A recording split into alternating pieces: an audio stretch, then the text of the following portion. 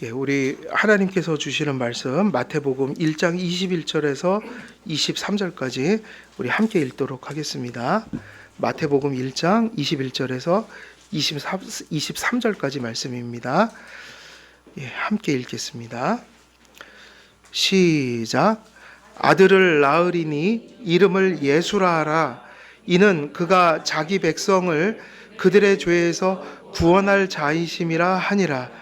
이 모든 일이 된 것은 주께서 선지자로 하신 말씀을 이루려 하심이니, 이르시되 보라, 처녀가 잉태하여 아들을 낳을 것이요 그의 이름은 임마누엘이라 하리라 하셨으니, 이를 번역한즉 하나님이 우리와 함께 계시다 함이라.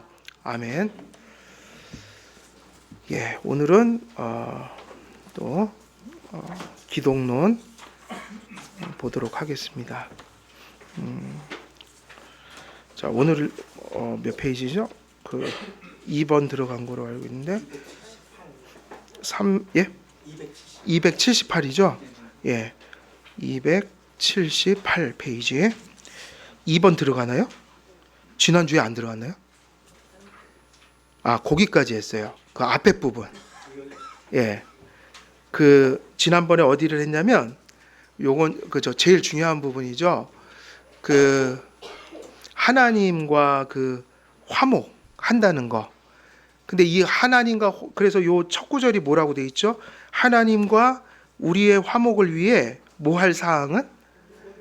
그러면 이 얘기가 무슨 얘기냐면, 하나님과의 화목 교리를 이야기할 때 하나님과 어떻게 화목되는가, 그러니까 하나님 관계가 어떻게 회복되는가, 조금 더 풀어서 얘기하면 어떻게 하나님의 진노의 대상이었던, 그래서 진노의 자식이었던 우리들이 하나님이 사랑하시고 구원하시는 자녀가 될 수 있는가, 이게 화목이에요. 그리고 다른 말로 하면 또 무슨 말도 써요? 화해. 그러면 이것이 무엇으로 해결되냐면, 그건 답은 뭐냐면 예수님이에요. 예수님의 인격, 그리고 그 인격으로 행하신 일들, 이게 화목을 가져왔다. 그래서 불순종으로 타락한 사람은 일단은 이렇게 얘기한 거예요. 죄값은 1차적으로는 누가 해결해야 되는 거예요? 죄값은 자기가 받아야 된다고요. 그걸 우리가 행위 언약을 파기한 채무를 짊어지고 산다. 그러면 이거는 언제나 진리예요. 불순종한 타락한 사람은 뭐로 묘약을 삼아야지 맞는 거예요? 순종으로. 근데 돼요, 안 돼요? 안 된다는 거예요. 또 그래서 하나님의 판결을 이행하며 죄에 따르는 뭐를 치러야 한다? 근데 여러분이 얼만큼 죄값을 치러야지 저기 지옥 감옥에서 나오죠? 죽는 정도가 아니고 영원한 심판이잖아요. 왜냐하면 무한하신 분한테 우리가 반역을 한 거예요. 죄는 그래서 어떻게 표현하면 신학적으로 무한대 표시를 한다고요. 이거 아시죠? 팔자 거꾸로 옆에 세우는 거. 이게 수학에서 뭐예요? 무한대. 그래갖고 죄값이 어느 정도예요? 무한해요. 그래서 길 가다가 왜 시장에서 시비가 붙어갖고 주먹질하다가 누굴 때렸어요. 그러면은 그냥 곤장 몇 대 맞으면 돼요. 근데 왕을 멱살 잡고 때렸다, 지나가는데. 그럼 어떻게 될까요? 지금은 몰라도 옛날에는 아마 그냥 죽었을 거예요. 그죠? 왜 그렇게 생각했을까요? 옛날에 왕의 권위를 신처럼 여겼다는 얘기예요. 그러니까 그 대상의 권위가 클수록 죄값은 커져요. 근데 우리가 죄 지은 분이 누굴까요? 하나님이니까 죄값도 어떻게 돼야 돼요? 영원하다. 그러니까 지옥은 사실은 공의로운 거예요. 이치에 맞는 거라고요. 그러니까 엄밀히 말하면 죄값을 가끔 그러죠. 내가 내 죄값 치르면 될 거 아니에요? 이러잖아요. 자신만만해서. 내가 책임진다니까요? 이런 말이 무서운 얘기예요. 책임 못 져요. 한번 지옥에 가면 얼만큼을 치러야지 나오는데요. 못 나와요. 나올 수가 없어요. 끝이 없어요. 그러니까 엄밀히 얘기하면 죄는 우리가 감당할 수가 없습니다. 근데 이렇게 하면 된다 이거 아니에요. 이런 사람은 없다. 그러니까 그러므로 우리가 못하니까 결국은 왜 성경에서 예수님을 전하느냔 말이에요. 지금 중보자 예수님을 얘기하니까 이 얘기는 감당하지 못하는 우리를 뭐해서 대신하여. 그러니까 이게 믿음이에요. 어느 날 인생을 살다가 내가 다 감당하고 살 줄 알고 사는 게 불신이에요. 모든 걸 다 내가 감당할 수 있다. 근데 저는 구원만 그렇게 생각하지 않아요. 살아보니까 지금은 그런 것까지 다 애들 키우는 것도 내가 감당할 수 없는 일이고 사람 관계도 내가 감당할 수가 없는 거고 우리가 무슨 계획을 해서 또 일을 하고 살죠? 이런 것도 내가 감당할 수 없는 거예요. 이유는 뭐냐면 노력하고 다 인간적인 생각에선 다 내 뜻대로 될 것 같지만 항상 저는 결론이 내 뜻대로 되는 건 하나도 없어요. 내가 생각했던 대로 되는 것도 하나님이 도와줘서 되는 거고 내가 아무리 용을 써도 또 하나님 뜻이 아니면 거기까지밖에 못해요. 그래서 획일적인 삶이라는 건 존재하지 않아요. 그래서 절대로 우리는 인생을 살면서 이런 생각을 하는 건 정말 반신앙적이에요. 그러니까 인생을 내가 감당하고 살아간다는 게 얼마나 교만한 얘기고 얼마나 책임질 수 없는 얘기냐. 저는 그런 얘기 잘 안 믿어요. 걱정하지 말라고 제가 다 책임지겠다고. 그리고 책임지는 사람 못 봤어요. 저도 그런 얘기 함부로 안 하는 거예요. 제가 다 책임질게요, 여러분. 제가 책임 다 집니다. 그거 믿지 마세요. 전 책임 못 지는 인간이에요. 그래갖고 뭐를 쓰지 말라고 그랬죠? 성경에? 보증을 쓰지 말라는 건 그 얘기예요. 오만을 부리지 말아라. 네가 그 사람한테 보증을 서주는데 그 사람이 어떻게 될지 모른다. 그건 경솔한 짓이다. 그래서 보증을 잘못 쓰면 뭐가 날아가요? 패가 망신한다고요. 그래서 많아요. 그런 분들. 집이 허물어진 분들이 많아요. 꼭 그렇게 그런 말씀하시는 분들 있어요. 우리 옛날에 잘 살았어요. 그래서 어느 날 쫄딱 망했어요. 왜요? 그러면 보통 우리 아버지가 마음이 좋고 맨날 보증 쓰고 그러다가 쫄딱 망했어요. 그러니까 보증은 쓰지 마셔요. 보증을 쓰면 이렇게 쓰는 거예요. 내가 다 망하면 다 안고 가야지. 이 정도 되면. 내가 너무 많은 자원이 있어서 그냥 이건 잃어버렸다 생각하고 보증 서줄래. 그럼 써도 돼요. 근데 그런 사람 별로 없잖아요. 그래서 그 얘기를 하는 거예요. 책임을 못 진다는 거예요. 상대도 책임을 못 지고 나도 사실은 책임을 다 질 수는 없어요. 그래서 인생은 아무리 생각해도 인생은 노가 우리 손에 잡혀 있는 게 아니에요. 그래서 우리가 그런 얘기 많이 들었죠. 인생의 배의 선장은 예수님이다. 뭐 비슷한 얘기인데 그래서 방주에는 뭐가 없었다고요? 노가 없었다고요. 카톡에 맨날 제가 써놓죠. 노가 없는 배를 내가 탔습니다. 근데 그거 언제 했냐면 개척할 때 써놓은 거예요. 지우고 바꾸고 싶은데 도저히 못 바꾸고 했어요. 여전히 나는 노가 없어요. 내 마음대로 안 된다는 걸 알아요. 그러니까 감히 못 지워요. 그걸. 아마 죽을 때까지 거기 있을 거예요. 카카오톡이 망하기 전까지. 그래서 그 얘기가 무슨 얘기냐면 구원도 그렇고 가정도 그렇고 내가 하는 사업도 그렇고 모든 게 누구 손 안에 있다? 그렇게 생각하는 게 뭐죠? 신앙인 거예요. 그게. 근데 모든 게 내가 감당할 수 있다고 할 때부터 우리가 조금 이게 잘못된 대로 가는 거예요. 그러니까 노력은 하지만 노력의 결과를 누구에게 맡기고 사는 거예요? 하나님께. 그래서 결국 우리의 서고 넘어짐이 어디에 달린 거냐면 넓게 얘기하면 하나님과의 관계를 바르게 맺으라. 항상 그거죠. 영적인 것이든 현실적인 거든 어떤 결실이 되기 위해서는 누구와의 관계를 먼저 반듯하게 맺으라는 거예요? 하나님이요. 근데 이게 구원으로 가면 이건 더 말할 것이 없어요. 구원으로 가면 예수 그리스도께서 우리를 대신해 주시는 길 외에는 지금 앞에서 얘기한 이 능동적 순종, 수동적 순종이라고는 이 두 가지, 하나님 앞에 순종을 다하고 완전한 순종을 드리고 죄값을 다 처리하는 거, 이거를 감당해 낼 만한 그 존재가 이 세상에 없다는 거예요. 근데 한 분이 계시다. 그 유일성이에요. 무슨 성이요? 유일성. 그래서 우리는 다른 신을 의지하지 않아요. 유일성이어서 오직 누구만요? 예수님만 길로 여겨요. 그래서 우리를 대신하여 주님께서 인간이 되셔서 찾아오셨습니다. 이 말을 들으면 너무 짠하죠. 우리가 찾은 게 아니라, 구한 적이 있는 게 아니라, 심지어는 그를 환영한 적도 없는데 누가 찾아오셨다는 거예요? 그분이 찾아오신 게 바로 우리가 성탄이라는 의미인 거예요. 성탄.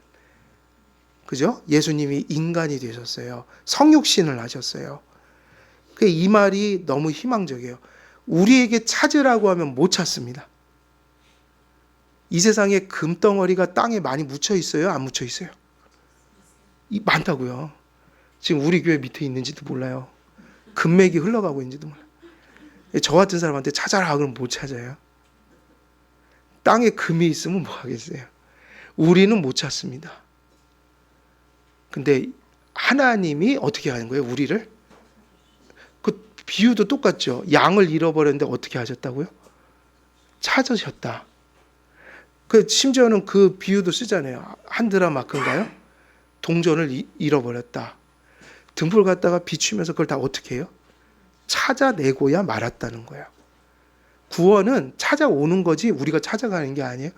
그래서 자력 구원이 아닙니다. 인간의 의가 아니에요. 인간의 일이 아니라 하나님이 찾아낸 역사예요. 그래서 우리가 물론 우리 인격으로 믿음을 갖는 건데, 우리의 마음에서 믿음이 나타나고 순종이 나타나고 은혜가 나타난다는 건 이미 그것이 누가 나를 찾으셨다는 증거예요. 하나님이요. 그 많은 사람들 중에 누굴 찾아낸 거예요? 동전 하나 찾듯이, 잃어버린 양을 찾듯이 그렇게 찾아내는 거예요. 하나님이. 누구도 하나님이 찾아주신 거예요. 우리를. 가끔은 신앙의 열심은 우리 것이나 신앙의 열심은 은혜예요. 그래서 우리는 열심을 낼 때 그걸 감사해야 돼요. 하나님이 날 찾으셨구나.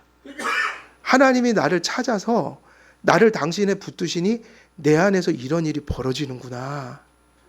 찾는 거예요. 우리 주님께서는 아담의 자리에서, 요 말 되게 중요하다고 그랬죠. 누구의 자리에서요? 이게 칼빈이라는 분이 행위언약이라는 용어는 쓰지 않지만 주석을 보거나 이런 것들을 보면 행위언약을 계속 얘기한다고요. 아담의 자리에서, 그러니까 예수님은 사실은 무슨 언약으로 들어가신 거예요? 행위언약. 왜요? 행위언약의 안에서 파기한 거를 갚으시려고요. 채무를 갚으시려고. 그리고 아담이 못했던 거를 하시려고요. 그게 뭐냐면 아까 처음에 얘기한 게 너무 중요해요. 순종을 이루고 죄값을 자기가 우리 대신 받아주시려고. 그래서 아담의 자리에서 우리에게 은혜 언약을 성취하신 거라고요. 은혜 언약을 어떻게 성취하셨다고요? 누구의 자리로 들어가서?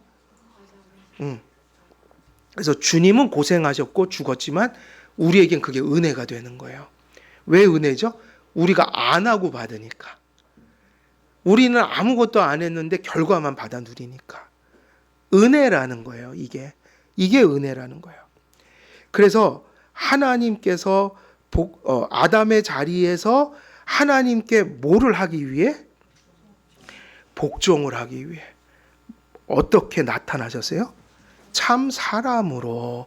그래서 중보자는 뭐가 돼야만 해요? 우리를 대신하기 위해서. 그러니까 대신한다는 게 말로만 하는 게 아니라 이런 걸 다 포함하는 거예요. 죄를 전가받고, 죄에 오염되는 게 아니에요. 예수님 죄가 없으셨어요. 근데 뭐를 전가받았다고요? 죄의 책임을 전가받은 거예요. 그러니까 죄책을 전가받은 거라고요. 근데 뭐는 없으셔요? 오염은 없으셔요. 근데 예수님은 진짜 죄인이 됐다고요. 왜? 죄책이라는 면에서. 죄는 없는데 책임은 자기가 지어야 돼요. 근데 그 뭐가 돼야지 그게 되는 거예요? 사람. 그래서 참 사람으로 나타나셨고, 그리고 그 죄값을 실제로 받는다. 정말 죽는다. 십자가에 달려서 피를 흘리고 물을 흘리고 그 십자가가 가져오는 고통을 다 겪어야 돼요. 고통을 느끼지 못하면 인간이 아닌 거예요. 예수님은 고통을 느끼기 위해서 오신 거예요. 그걸 다 받아내셨다. 그리고 누구한테 버림의 대상이 되는 거예요? 성자 자체로는 버림을 받는 게 불가능해요. 근데 사람이 되셔서 죄책을 전가받는 순간에 진노의 대상은 될 수 있어요, 없어요? 있다고요. 그래서 주님은 인간의 몸을 입으신 거예요. 그래서 뭐를 입으셨고? 아담의 인격을 입으셨고, 그의 이름을 취하셨다는 얘기는 이름이 뭐를 의미한다고 그랬죠? 항상 하나님에게도 그렇고 속성. 그러니까 뭐를 받으면 인간의 본성을 취하셨다. 인간의 이름을 받았다는 얘기. 다시 말하면 네이처, 인간의 네이처를 받았다. 이는 우리의 육체를 하나님의 의로운 심판을 위한 물음의 값으로, 그러니까 한마디로 말하면 예수님이 인간으로 태어나는 순간부터 낮아지고 어떤 길을 걸어가게 되는 거예요? 고난의 길을, 죽음의 길을. 왜냐하면 예수님의 인성을 입고 이 땅에 오신 30년의 생애는 철저히 심판받으러 오신 거예요. 죽음을 죽기 위해서 오신 거라고요. 그러니까 그 얘기가, 왜 우리가 그런 얘기 하죠? 아이가 딱 태어날 때 너는 참 기구한 운명을 타고 태어났네? 그러면서 야, 너의 걸어갈 길은 앞으로 캄캄해 그러잖아요. 시대가 막 어둡고 그러면. 전쟁통에 태어난 거예요. 그러면 부모들이 무슨 생각해요? 얘가 살아갈 길은 암담하다. 얘는 이제 고통을 당하면서 살아야 된다. 우리도 지금 고민하죠. 세상이 자꾸 어두워져 가니까 우리 주은이 가은이 살아가는 시대는 어떤 시대일까? 근데 보통 어떤 생각이 들어요? 우리가 살던 시대는 그래도 좀 편했다. 앞으로 더 힘들어질 것 같다. 글쎄, 물질적으로는 몰라도 신앙적으로는 더 힘들어질 것 같다. 그러면 한숨이 나온다고요. 근데 예수님이야말로 가장 극심한 고통 중에 태어났고 그런 길을 위해서 태어난 거예요. 우리들은 그냥 그런 시대에 왜 태어났지 이러는데 예수님은 달라요. 그런 길을 걸어가기 위해서 오신 거예요. 자발적으로, 그것도 한없는 사랑으로 자기가 원하여. 그래서 사랑이라는 거예요. 누가 이런 길을 택하냔 말이에요. 가끔 우리도 타인을 위해서 희생의 길을 갈 때 있지만 이 정도는 아니란 말이에요. 예수님은 작정하고 오셨다는 얘기예요. 어떤 길을 가신 거예요?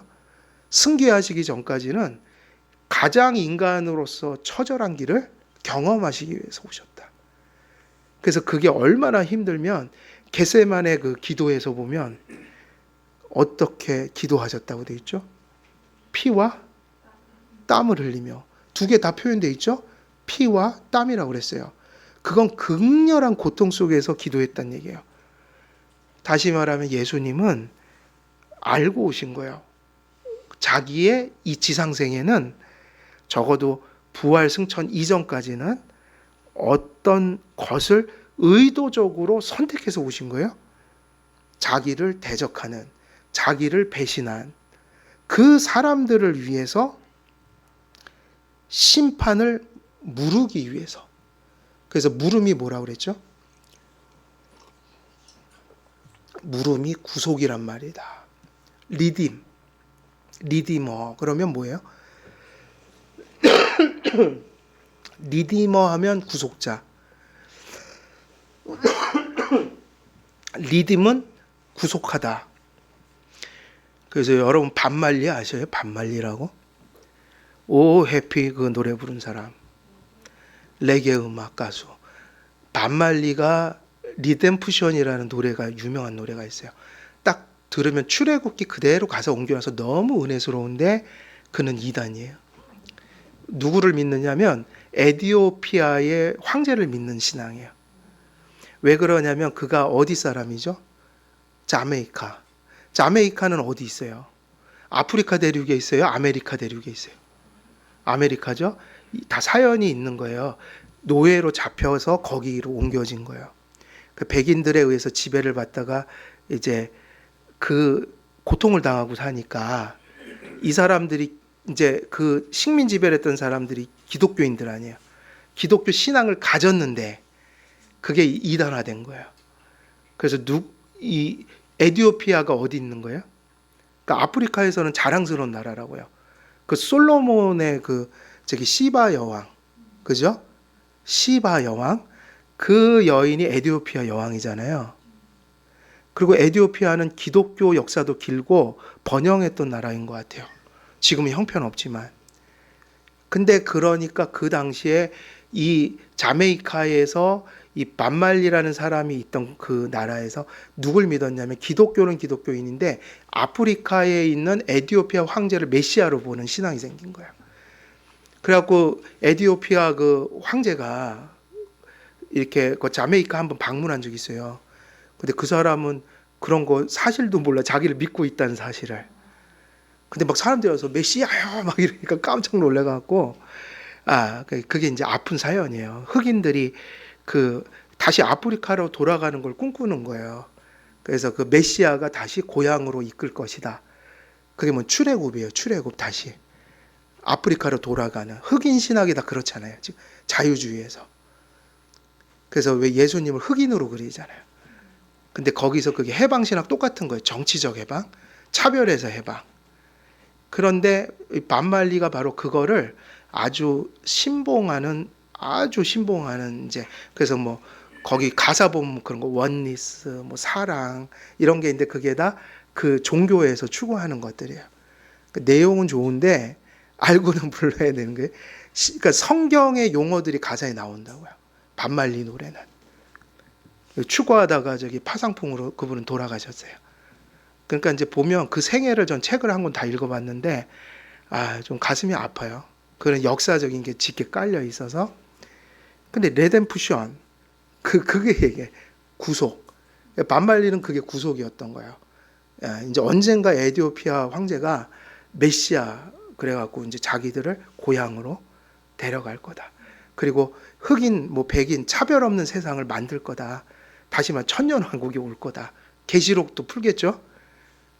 근데 그 노래들이 가사가 너무 좋아요. 가사는 좋은데 배경은 알고 불러야 돼요. 레뎀프션이라는 게 출애굽기 그거 그대로 가져와서 가사를 만들었어요. 반발리 들어보면 노래 좋아요. 근데 알고 불러야 돼요. 그거는 신흥 종교라는 거. 신흥 종교예요. 그래서 그 레뎀프션이 뭐냐? 누군가 그 내가 그 빚을 못 갚아서 그 종이 되고 노예가 될 상황에서 친족이 그거를 대신 갚아줘야 된다는 법, 율법 이게 있었다. 그래서 보아스가 누구를 물어줬어요? 룻을. 둘이 결혼했죠. 그래서 보아스가 너무너무 누구한테 잘해줬어요? 그래갖고 어떤 분이 웨하스다. 너무 달콤한 사랑을 해갖고 웨하스래요. 웨하스 같은 저기 남편 만나라고 그랬는데, 물음이라는 게 그 뜻이에요. 대신해서 갚아주고 건져주고 이러는 거. 그러니까 예수님을 왜 우리가 그렇게 믿고 왜 감사하죠? 우리의 죄를 갚아 주셨어요. 그걸 이렇게 신학적인 용어로 하면, 성경적 용어로 하면 무슨 뜻이냐? 물으셨다. 우리를 구속해 주셨다. 그래서 우리가 구속받았습니다. 기도할 때 의미를 알고 기도해야 돼. 물어주셨다. 우리가 마땅히 받아야 할 죄값을 우리와 동일한 육체 가운데 어떻게 했다는 거예요? 지불해 주셨다. 행위 언약 아래에서 우리가 갚아야 될 채무를 완전히 다 갚아주셨다. 순종으로, 죽음으로, 하나님께 대신 형벌을 받으심으로. 그러니까 우리는 어떻게 되는 거죠? 자유로워지는 거예요. 빚으로부터. 이와 같은 속죄론을 뭐라고 부를까요? 대리, 형벌, 만족적 속죄라고 불러요. 대리, 이거 되게 중요합니다. 왜 대리죠? 대신. 뭐를 대신 받으셨다고요? 형벌을. 그리고 뭘 만족시켰어요? 하나님의 요구. 순종하셨다 이거예요. 단지 하나님으로서는 죽음을 겪으실 수 없죠? 그러니까 하나님으로 그냥 오시면 아무것도 할 수가 없어요. 우리 구원을 위해선. 그런데 그분이 단지 사람으로 오셨어도 안 돼요. 왜 그럴까요? 사람으로서는 이 엄청난 스케일의 구속적인 희생을 감당할 수가 있다 없다? 없다. 그래서 신성도 갖고 뭐도 가지셔야 돼요? 인성도 가지셔야 돼요. 그래서 그분이 홀로 그것을 담당했다. 그러므로 우리를 구속하실 수 있는 중보자는 인간의 본성에 하나님의 본성을 어떻게 한 거예요? 연합했다 그랬는데 이 말이 되게 중요한데, 우리가 지금 이 기독교 강요는요, 뭐를 풀어놓은 걸까요? 1차적으로 성경을 얘기하고 있죠. 근데 그 성경을 무엇을 따라 지금 설명하고 있냐면 사도신경을 따라서 지금 설명해 놓은 거예요. 그러니까 이 책은 사도신경의 해설서라고 보면 돼요. 근데 사도신경하고 또한 공교회의 고백이 또 고대의 고백이 있죠. 니케아 신경. 니케아 신경 우리가 이렇게 읽잖아요. 고백하잖아요. 이 내용이 다 나온다고요, 여기. 그는 사람의 본성을 가지셨으며 또 동일하게 인간의 본성을 취하셨고 사람이면서 또 하나님이시고, 이 얘기 다 나와요, 안 나와요? 이게 그래서 에큐메니칼 신경이라고 불러요. 공교회의 고백이다. 성경의 진리를 바르게 고백하는 모든 교회가 고백해야 될 내용이다. 그래서 니케아 신경도 중요하고 사도신경도 중요한데, 사도신경이나 니케아 신경에 보면 다 나오는 얘기들이에요. 지금 얘기가. 그래서 이 인간의 본성에 하나님의 본성을 연합하셔서, 이 얘기는 사실은 인간 본성, 하나님 본성을 섞었다는 얘기가 아니라 누구의 인격 속에 이걸 취하셨다는 얘기일까요? 본성을 섞었다는 얘기가 아니에요. 원래 하나님 삼위일체 중에 누가 오셨어요? 성자. 그럼 성자라고 할 때 그걸 뭐라고 부르죠? 위격. 근데 왜 위격이라고 하냐면 신격이니까 위격이라고 부르고, 영어로 하면 펄슨이에요. 그냥 펄슨. 그러면 인격이다 이거란 말이에요. 지정의를 가졌다. 인격체다. 하나님이. 그런데 원래 성자는 인격이 있어요, 없어요? 원래 그냥 그분이 인격이잖아요. 지정의. 성자가 지정의를 다 가진 분 아니에요. 위격. 제2위격. 그러니까 인격이 있는데 그의 인격은 신이니까 무슨 성을 가진 거예요. 네이처가. 신성. 그럼 요때 잘 해석을 해야 돼요. 인성을 어떻게 했다? 가져왔다 그랬죠. 연합시켰다. 그럼 신성과 인성을 섞었다는 얘기가 아니라 인성을 어디다 갖다 취했다는 얘기예요. 그 인격이. 그러니까 인격은 몇 개인 거예요? 하나예요. 언제나 예수님의 인격은 제2위 그 하나님이라고요. 그 하나님의 인격이라고요. 그럼 변할 수가 없어요. 그런데 인격이 두 개가 생긴 게 아니라 인간의 휴먼, 본성, 네이처를 취함으로 이 인격이 자기 인격을 뭐로도 경험하게 되는 거예요? 사람으로서. 이해되세요? 그러니까 이렇게 생각하면 큰일 나요. 인간을 취해갖고 하나님이 인격이 원 펄슨이 있고 세컨드 펄슨이 같이 있다 이렇게. 어쩔 땐 인간 인격, 어쩔 때는 하나님 인격, 이러면 이단이 되는 거예요. 요거 비슷한 게 네스토리우스 팔 거예요. 그러니까 그게 아니라 항상 인격은 누구를 가리킨다? 제2위 그 하나님의 인격인데, 뭐 신성은 원래 있는 거니까 인성을 그 인격이 취했다. 그러면 인격엔 변화가 있어요, 없어요? 없고, 한 가지 달라진 건 뭐예요? 이 인격이 하나님으로 역사할 때가 있고, 어쩔 때는 그분이 인간으로 자기를 살아갈 때가 있고, 근데 같이 있는 거예요. 그러니까 신성과 인성이 섞이면 되겠어요, 안 되겠어요? 안 된다고요. 신성은 신성이고 인성은 인성이에요. 그래서 예수님, 이게 왜 이렇게 중요하냐면 복음서에서 이 교리를 정리 못하면 맨날 헷갈려요. 어쩔 때 성경에는 예수님이 성부보다 못하다고 하는 얘기가 나와요, 안 나와요?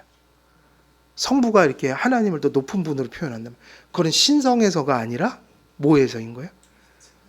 인격을 가진 중보자 지위에서는 낮은 거예요. 순종하는 입장에 있는 거예요. 그러다 갑자기 또 어쩔 때는 아버지와 나는 하나거든, 동등하거든, 나도 죄를 사할 권세가 있거든, 그러면서 삼위일체 하나님, 한 또 동일 본질을 얘기할 때가 있어요. 그럼 그때는 언제냐? 신성을 얘기할 때인 거예요. 그래서 성경에서는 다양해요. 어쩔 때는 무리를 거르셔요. 근데 또 어쩔 땐 그걸 쓰지 않으신다고요. 철저히 인간으로서 살아야 되는 부분이 있어요. 그건 언제예요? 중보자로서 우리를 대신해서 해야 되는 일이 있을 때. 그래서 예수님도 뭘 받으셨죠? 공생이 시작하면서 세례를 받으셨다고요. 세례는 죄인이 받는 거지 하나님이 받을 건 아니에요. 물론 거기서는 그 중보자로서 즉위식 같은 거지만, 중요한 거는 예수님이 우물가에 앉아갖고 배를 쥐고 배고프다고 그러시잖아요. 또 어떻게 하세요? 고나요?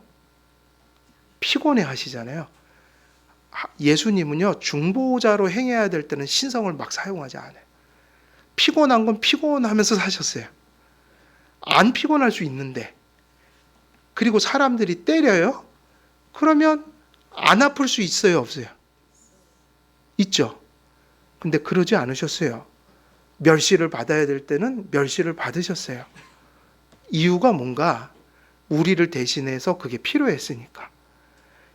그러니까 우리에게 신성이 아니라 조그만 능력만 있어도 우리는 그거 막 쓸거려? 그래요, 안 그래요? 지나가다가 보기 싫은 사람 있으면 넘어져라. 넘어져라. 그래서 뒤로 넘어져서 코가 깨져라 그러는데 그게 가능하겠죠? 그럼 우리는 그렇게 쓸 확률이 거의 몇 프로예요? 남편한테 쓰시면 안 됩니다. 그런데 예수님은 그러지 않았다는 거예요. 신성도 인성의 삶도 중보자로서는 어떻게 쓰신 거예요? 철저히 우리를 구속하기 위한 필요에 의해서만 움직이셨다. 그래서 유명한 말씀이 있잖아요. 40일 동안 금식하고 돌이 떡이 되게 하라고 하니까 주님이 사실은 떡이 되게 할 수 있어요, 없어요? 있죠? 근데 왜 안 쓰시는 거예요, 도대체? 그게 허락이 안 된 거예요, 예수님께. 예수님이 이 땅에서 중보자로 사는 동안에는 자기 배를 채우려고 기적을 쓴 적이 한 번도 없어요. 여러분 성경 잘 읽어보세요. 예수님이 자기 자신의 이기적인 목적을 위해서 기적을 단 한 번이라도 쓴 적이 있을까요? 없어요. 사도들은요? 사도들은 없어요. 그게 오늘날 은사주의를 이끌어가는 자들의 모습과 되게 달라요. 그 사람들은 과시해요, 능력을. 그리고 그거로 사람들을 끌어들이는 거예요. 그리고 그걸 남용할 때도 있어요. 예언한다고 그러면서 내 말 안 들으면 큰일 난다고 협박하고, 좀 많이 봤거든요. 예수님도 사도들도 기적을 단 한 번도 남용한 적이 없어요. 그렇죠. 정말 힘들면 나도 모르게 쓸 거 아니에요. 예수님이 십자가에서 그 극심한 고통 당하면 나도 모르게 그러잖아요. 우리 아프면 아야 그러잖아요. 누가 때리면 막아요, 안 막아요? 그럼 십자가의 고통이 엄청난 거잖아요. 그럼 나도 모르게 고통 조금만 멈춰라 이럴 거 아니에요. 주님은 신포도주를 막대에다 걸어서 주실 때도 안 받았다고요. 첫 번째 거는. 왜 안 받았죠? 마취제니까. 난 고통을 받아야 된다는 거예요. 마취가 들어와서 내가 고통을 덜하면 안 된다는 거예요. 받을 고통을 받아내겠다고 그걸 거절한 거예요. 근데 마지막 땐 받으셨다고요. 그걸. 그게 무슨 얘기냐? 철저히 신성도 인성도 어떻게 나타나요? 우리를 구원하는 중보자의 유익이 되는 것만 쓰신 거예요. 그러니까 이렇게 보면 우리가 그런 걸 본받아야 되는데, 우리가 받은 그게 영적인 은사든 세상적인 어떤 재능이든 예수님 생각하면 그 모든 것들을 우리가 과시하거나 자랑하거나 남용하면 안 된다는 거예요.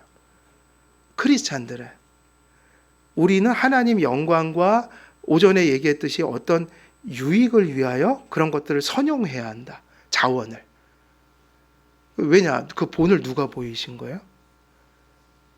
신성을 절대로 기적의 능력을 단 한 번도 누굴 위해 쓰지 않으셨다? 자기를 위하여. 이거 어려운 일이에요. 또 평소 때는 되는데 극심한 고통이 올 땐 본능적으로 그거를 거부하고 싶잖아요. 근데 예수님은 할 수 있는데 안 하셨다고요. 그래갖고 그 얘기 나오잖아요. 요한이 화가 나고 12영도 더 되는 당장 번개 내려서 다 죽여버리라고. 예수님이 야, 내가 명령하면 12영도 더 되는 영이 내려와서 심판할 수 있다. 그저 마라. 아니다. 이게 다 하나님의 섭리로 이루어져야 될 일들이다. 그래서 예수님의 그 인성이라는 게 어디에 연합했다는 얘기예요? 그 하나의 인격에 취했다는 얘기예요. 그래서 인성의 연약함으로는 어떻게 되실 수 있는 존재가 된 거예요? 죽어 죄를 속할 수 있게 되셨고. 그러니까 이렇게 얘기하면 참 이게 감사하죠. 죽으려고 오셨다는 얘기 아니에요. 우리를 위해서. 진짜 성경에 있는 대로 내가 많은 사람을 위해 나를 대속물로 내어주기 위해서. 그러니까 이 얘기가 이것이 예수님이 이러한 인성을 취했다라는 것이 예수님께는 오로지 고통이었다고요. 그런 길로 갔던 거예요. 신성의 능력으로는 우리를 위해 죽음을 어떻게 하시기 위해서? 이기시기 위해서. 자, 예수님이 왜 하나님이어야 되는지 생각해 보세요. 죽는 것도 필요해요, 안 필요해요? 그거는 우리 죄를 속하기 위해서 죽는 거죠. 한 번은 죽으셨어요. 그러나 일어난 이유는 뭐예요? 부활하신 이유는. 인성으로는 죽었어요. 진짜로. 근데 어떻게 죽은 분이 다시 벌떡 일어나셨냐고요. 그는 죽음에 매여 있을 수가 없었다. 그 얘기는 무슨 얘기죠? 인성으로는 죽었으나 신성으로는 계속 죽어 있을 수가 없었다. 그래서 인성으로는 죽어야 되는데 그러니까 하나님이 아니었다면 일어나지 못하고 계속 누워 계셨을 거 아니에요. 그러니까 이 두 개가 같이 가야 돼요. 인성으로는 죽으시고 신성으로는 어떻게 하셔야 돼요? 다시 일어나야. 근데 여기에 또 기가 막힌 의미가 담겨 있어요. 죽는 것도 우리를 위해서 죽으셨고 부활도 누구를 위해서 부활하신 거예요? 우리의 구원을 위해서. 그래, 이렇게 사랑해 주시는 분이 어딨냔 말이에요. 죽어도 우리를 위해서 죽으시고 일어나셔도 또 그냥 자기 영광 위해서만 일어난 게 아니라 우리의 부활의 필수적인 요소다. 그래서 이렇게 일어나셨다. 우리 주님께서는 율법과 선지자들을 통해 약속되셨던 분으로 아브라함과 다윗의 계보 안에 계시며 숱한 예언 가운데 찬미되었던 바로 지금 앞에서 얘기한 게 뭐냐면 이런 역할을 하는 분으로서 그게 뭐냐면 메시아. 그럼 그분이 그 메시아라는 뜻이 무슨 뜻이에요? 그리스도, 메시아. 그러니까 히브리어는 메시아고 그걸 헬라어로 번역하면 그리스도인데 이 두 말이 같은 말인데 이 말의 뜻은 뭐냐면 기름을 부음을 받은 자. 기름 붓는다는 건 무슨 의미죠? 그래서 구약에서 이걸 예표했잖아요. 누가 예표했죠? 구약의 선지자, 구약의 왕, 구약의 제사장이 기름 부음을 받는 지위였어요. 그럼 기름 붓는다는 건 그 지위에 세워진다는 거잖아요. 그래서 이들이 누굴 예표한 거예요? 예수님을. 예수님이 기름 부음을 받았는데 그 기름 부음을 받았다는 건 선택됐다. 그 자리에 세워졌다. 그런 역할을 위한 지위를 가졌다. 그게 뭐냐면 구속자란 말이에요. 중보자. 그리스도께서 우리와 공통된 본성을 취하심이 우리가 하나님의 아들과 하나 되는 연합체의 보증이 되십니다. 우리의 육체를 입으신 그리스도께서 죄와 죽음을 함께 굴복시키심으로써 승리와 개선을 우리의 것으로 삼으셔서 주님의 것이 우리의 것이 될 수 있도록 하는 끈이 된 거란 말이에요. 그래서 주님이 인간 되신 게 오로지 누구를 위한 거였다? 우리를 위한 거였고, 그 고난의 길이, 그 낮아짐이 없었다면 구원은 없었다. 그리스도께서 우리로부터 취하신 육체를 희생제물로 드리심으로 속죄가 이루어져 우리의 죄가 도말되고 아버지의 공의로우신 분노가 잦아들게 됐습니다. 그래서 여러분, 우리 죄가 도말됐다, 용서됐다, 사함을 받았다. 그리고 죄가 사함을 받으니 그리스도의 의가 우리에게 전가되니 누구의 분노가 이제 잦아들었어요? 하나님의 분노가. 그래서 우리는 더 이상 진노의 자식이 아니고 하나님의 자녀들이다. 이것이 참 하나님이신 하나님의 아들께서 죄 없으신 참 사람이 되신 이유입니다. 그래서 이것보다 더 많은 풍성하고 세밀한 설명이 있겠으나 이 정도 설명은 거의 본질적인 얘기를 다 했다고 봐야 돼요. 그래서 하나님이 참 하나님이면서 죄 없는 의미에서 참 사람이셨다라는 것을 우리가 생각할 때마다 이것은 우리가 믿어야 되고 고백해야 되는 내용이면서 우리가 이 땅에서 감사를 멈추지 말아야 될 이유이기도 한 거예요. 그래서 제가 지난번에 구속적 감사를 하고 살라고 그랬는데, 구속적 감사는 범사의 감사잖아요. 어떤 상황에서도 감사할 게 남아있다는 얘기예요. 이유가 뭐냐면 바로 이런 것들이 있기 때문인 거예요. 이미 이 은혜를 받았다라는 거예요. 우리가 누군가 나를 위해서 수고해주면 되게 미안하죠. 그죠? 그냥 좋기도 하지만, 감사하기도 하지만 미안해져요. 미안하다고요. 나를 위해서 누군가 뭘 하면. 근데 그게 희생 정도가 되면 또 어때요? 그 마음에. 그땐 또 감개무량해서 더 미안하죠. 아니, 나를 위해서 희생하다니. 속으로는 좋지만 아이고 하지 마시라고. 그렇게 돼요. 근데 여러분이 말로 표현할 수 없는 엄청난 희생을 이미 받은 거예요. 예수님의 그 희생이 이미 된 거예요. 그래서 여러분이 산 거예요. 그러니 이것이 고백의 대상일 뿐만 아니라 그 고백이 진정한 거라면 이것 때문에 우리가 감사해야 되고, 아무리 어려워도 낙심하거나 절망하지 않게 된다는 거예요.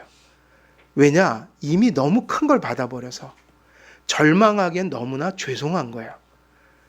저는 늘 그랬던 것 같아요. 뭐 대단해서 절망 안 하는 게 아니라 절망을 할 수밖에 없는데 너무 죄송해서 절망을 못 한다니까요. 아니, 하나님이 그렇게까지 사랑해 주시고 엄청난 것을 이미 주셨는데 제가 그것 때문에 절망하는 모습을 보여주면 그게 바로 뭐냐면 배은망덕이라고요. 아무리 어려워도 우리가 대단해서 넘어지지 않는 게 아니라 구속을 진짜 믿으면 예수님이 이미 나를 위해서 죽으셨다는 사실을 알면 무슨 마음이 든다고요? 아유, 이렇게 내가 막 넘어지고 쓰러지고 좌절하고 포기하는 모습? 이거는 사실 죄송해서 안 된다는 거예요. 걸려요, 마음에. 그걸 못해서 안 하는 게 아니라 하려다가 걸려서 못 하는 거예요. 그래요, 안 그래요? 우리가 가끔 부모님한테 철이 없으니까, 그쵸? 대들 때도 있잖아요. 대들다가 양심에 걸려요, 안 걸려요? 제정신을 가진 자식들이라면 대들죠. 대드는데 걸려요, 안 걸려요? 해놓고 후회한다고요, 반드시. 왜 그러냐면 그걸 알기 때문이에요. 대들어 놓고 원망하고 나서도 이게 지금 내가 화가 나서 이러는데, 아유, 엄마 아버지가 나를 위해서 얼마나 희생하고 살았나. 그걸 부인할 수가 없으니까 해놓고는 끙끙 앓고 또 괴로워하고 죄책감 갖는 거야. 그래서 받은 사랑이 어떻게 했기 때문에 그런 거예요? 받은 사랑이 있으니까, 확실하니까 미안해지는 거라고요, 부모님께. 근데 똑같아요. 좌절 안 하는 게 괜히 안 하는 게 아니라 좌절하기엔 너무나 죄송해요. 우리 삶을 함부로 내팽개치기에는 주님이 이미 이루신 것은 너무 커서 죄송해서 안 되는 거예요, 그게. 그래서라도 절망하면 안 돼요. 예. 그래서 칼뱅은 그리스도께서 사람이 타락하지 않았더라도, 여기는 뭐 또 다른 주제라 다음 주에 해야겠네요. 여기는 약간 사변적인 내용이 들어있어서, 그래서 일단은 지금 우리가 그 물은다는 말, 예수님이 중보자라는 말, 그분이 그 제2 위격 대신 그분의 인격이 신성을 가지고 계시지만 인격을 왜 더 취하셨는가? 왜 참 사람이 되셔야 하는가? 왜 그러면서 동시에 인간이셔야 하는가? 하나님이셔야 하는가? 이런 내용들이 그의 인격과 본성을 이루면서 그런 분으로서 왜 순종과 죄값을 치르는 그런 십자가의 길을 걸어가셨는가라고 할 때 지금 여기에서 거의 중요한 내용들은 거의 다 설명이 된 거죠. 그리고 여기서 설명한 건 이 기독교 강요가 저는 참 사랑스러운 게 사변적이거나 엄청 신학적인 얘기를 하는 게 아니라 신앙 고백에 충실한, 우리가 목회적인 의미에서 함께 알고 고백하고 설교해야 될 내용들의 언어로 그런 맥락에서 잘 설명을 해놨어요. 그래서 제 친구들이 가끔은 신학교 나온 친구들도 요즘에 신학을 좀 정리를 더 해야겠어 막 그래요. 그러면 무슨 책을 읽어야 돼 동구나? 그러면 제가 제발 좀 딴 책 좀 읽지 말고 요거 한 권이라도 제발 한 5번만 읽어라. 그러면 아마 무슨 의미인지 좀 통한다고 그러잖아요. 통할 것이다, 의미가. 근데 이제 항상 그런 거래요. 그런데 맨날 읽는다고 펴놓고 또 안 읽고 덮어놓고 그런데요. 근데 아니다. 딱 5번만 읽어봐라. 그러면 다 보인다. 왜냐? 너무 명확하게 건전하게 잘 해석해놨어요. 그래서 사실 기독교 강요는 칼빈의 생각을 전해서 귀한 게 아니라 공교회의 성경 해석과 신앙 고백을 아주 잘 풀어놨어요. 그래서 공교회성을 갖는데 유익이 되는 책이다. 그래서 지금 여기서 전한 내용들이 상당히 중요한 내용들이다. 그래서 오늘 여기까지만 하도록 하겠습니다. 제가 기도하겠습니다. 하나님 아버지, 오늘도 예수님이 중보자가 되시며 또 왜 인간의 육신을 취하여 이 땅에 오셨는지 기독교 강요를 통해 성경의 진리들을 나누었습니다. 우리를 위해서, 또 우리의 구원을 위해서, 또 엄밀히 얘기하면 죽기 위하여, 고난받기 위하여 이 땅에 오셨는데 그 큰 희생이 나를 위하여 이렇게 성취된 것이라는 걸 생각할 때 아버지 하나님, 우리가 더 큰 기쁨과 감사 속에서 살아가게 하시고 어렵고 힘든 일들 속에서도 그 주님의 구속의 그 사랑, 감사한 그 마음과 깨달음으로 또 세상에 이런저런 일들을 잘 헤쳐나가는 저희들 될 수 있도록, 그 십자가의 진리가 우리의 참 믿음이 될 수 있도록 하나님 은혜 내려 주시옵소서. 오늘도 또 한 주간도 그 말씀 붙들고 그 진리 붙들고 승리하고 돌아와 사랑과 또 은혜 속에서 예배하고 교제 나눌 수 있도록 한 주간의 삶도 지켜 주옵소서. 감사드리오며 우리 주 예수 그리스도의 이름으로 기도드리옵나이다. 아멘.